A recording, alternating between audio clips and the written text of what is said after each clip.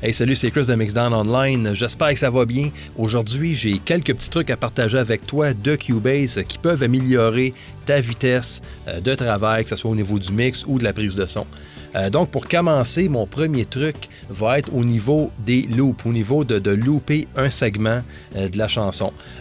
Donc, en fait, si moi, je veux looper la barre 11 et 12, si je n'ai rien de sélectionné déjà, je peux tout simplement amener ma souris dans le haut ici et puis glisser pour les barres que je veux rendre en boucle et puis l'activer ici en cliquant. Et puis maintenant, ce bout-là est en boucle, tout simplement. J'ai cette façon-là qu'on peut le faire. Sinon, par exemple, si tout ça est en boucle, je peux tout simplement activer ici, aller chercher comment on appelle ça, le sélecteur. Sélectionner un intervalle. Bon, on peut aller chercher cet outil-là en haut et sélectionner la partie qu'on veut boucler et puis cliquer sur la lettre P comme Pierre. Donc, on sélectionne avec cet outil-là et puis on clique sur P. Pas plus compliqué que ça.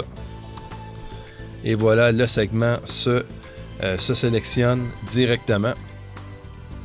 Et puis comme ça, c'est une façon très rapide de looper, de mettre en boucle une petite section qu'on veut travailler en mixage ou peu importe. Donc voici une façon de le faire. Et puis on voit ici sur notre barre de transport que le tout est bien loopé, puis les sélections sont bien faites. Donc ça, c'est une façon de le faire aussi. Sinon, on peut complètement sélectionner une section au complet en cliquant sur un segment. Et puis le segment se sélectionne automatiquement, puis ça s'en va en loop ça aussi. Moi, la façon que j'aime le plus personnellement, c'est d'activer l'outil et puis sélectionner, cliquer sur P, tout simplement. Et voilà, on a notre section de sélectionner prête à être bouclée. Pour le truc numéro 2, on va aller ici sur notre console et puis par exemple, je vais sélectionner ces 4 pistes-là, je vais les lier ensemble. Et puis, je vais les appeler guitare.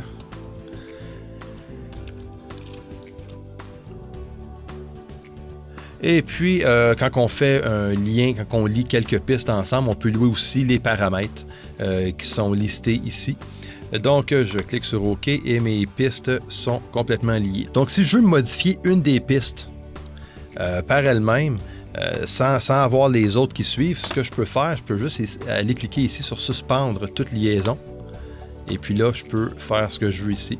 Ou tout simplement cliquer sur Alt, garder notre doigt sur Alt, et puis là, on peut sélectionner indépendamment les pistes qui sont déjà liées ensemble. Et voilà. Comme ça, c'est très rapide justement de faire une petite modification. Là, si on a des pistes qui sont liées et qu'une d'entre elles a besoin là, d'être modifiée, que ce soit pour n'importe quel des paramètres qui sont liés ensemble, on peut le faire en cliquant sur Alt, qui est la même chose sur PC. Ça fonctionne avec Alt si je ne me trompe pas. Bon, pour le truc numéro 3, on va sélectionner n'importe quelle piste. Je vais aller ici dans les configurations de voix et puis on va aller vers le Channel Strip. Le Channel Strip qui est une section de la console dans le fond. On peut la trouver directement sur la console aussi. Je vais fermer ça ici puis ouvrir Channel Strip. Si tu ne le vois pas, tu peux aller ici dans Rack et puis l'activer juste ici. Et puis tu vas voir ton Channel Strip directement dans ta console. Une façon qui est visuellement mieux pour travailler sur le Channel Strip, c'est quand on va sur notre configuration de voix. Donc, on l'a ici, à côté de l'égalisateur, le Channel Strip. Donc, on peut activer le nombre de modules qu'on veut. En fait, c'est comme un Channel Strip de console, tout simplement. Et encore plus, on a un compresseur, on a un DSR. Il y a plusieurs modules intéressants. Et puis ici, on a nos inserts. Donc, la façon que c'est configuré dans Cubase, c'est que les inserts passent en premier. Donc, tous les effets d'insert qu'on ajoute vont passer avant le Channel Strip. Mais si, par contre, tu veux avoir ton Channel Strip avant tes effets d'insert, tu as juste à cliquer ici sur déplacer le Channel Strip vers la position pré-insert. Donc, tout simplement comme ça, et puis voilà, le Channel Strip va passer avant les inserts. Donc, maintenant, à l'intérieur du Channel Strip, on peut aussi déplacer les modules. Ils ne sont pas obligés d'être dans l'ordre qu'on les voit en ce moment. Donc, mon gauge, je peux complètement le déplacer plus bas ou même amener mon DSE plus haut. Je peux faire un peu ce que je veux. Ils peuvent avoir l'ordre que tu veux, tout simplement.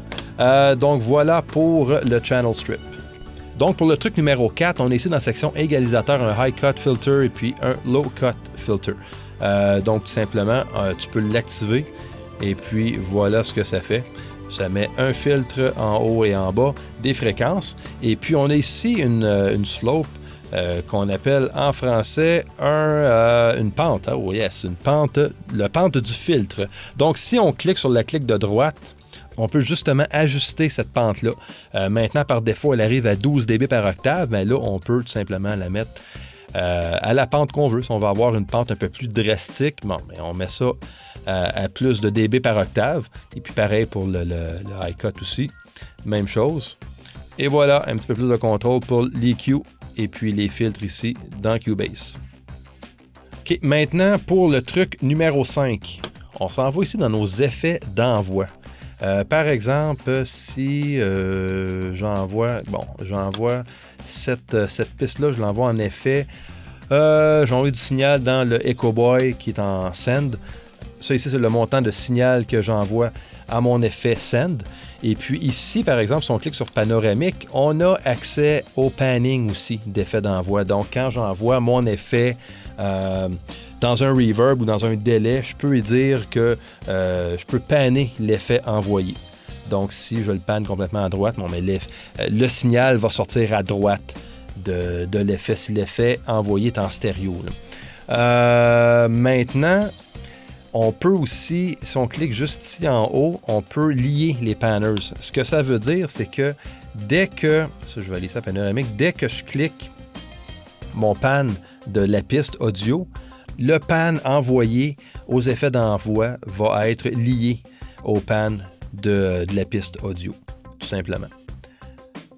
Puis ça, on n'aime pas ça, mais on l'enlève et puis maintenant, les pans restent indépendants l'un de l'autre. Maintenant, pour le truc numéro 6, on parle d'automation.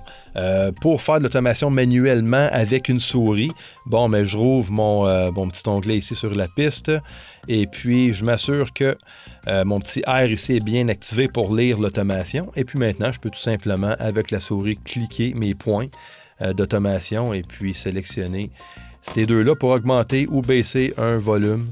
Ou je peux aller aussi au crayon. Je peux tout simplement cliquer ici puis dessiner mon automation. Okay?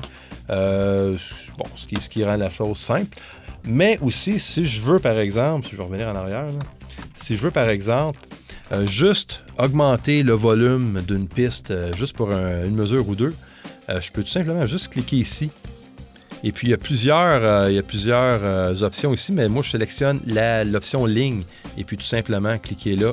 Et puis, tous les petits points d'automation se placent et se créent automatiquement. Donc, je peux tout simplement y aller avec la ligne, surtout si c'est juste pour augmenter le volume un petit peu d'une certaine section ou la réduire. Ça se fait très bien. Donc, c'est quand même assez rapide. Ça m'évite justement d'avoir à cliquer 4 fois là, sur la ligne d'automation. Puis bon, je trouve ça un petit peu une perte de temps, là, tandis qu'avec la ligne d'activer, mais là, c'est aussi rapide que ça.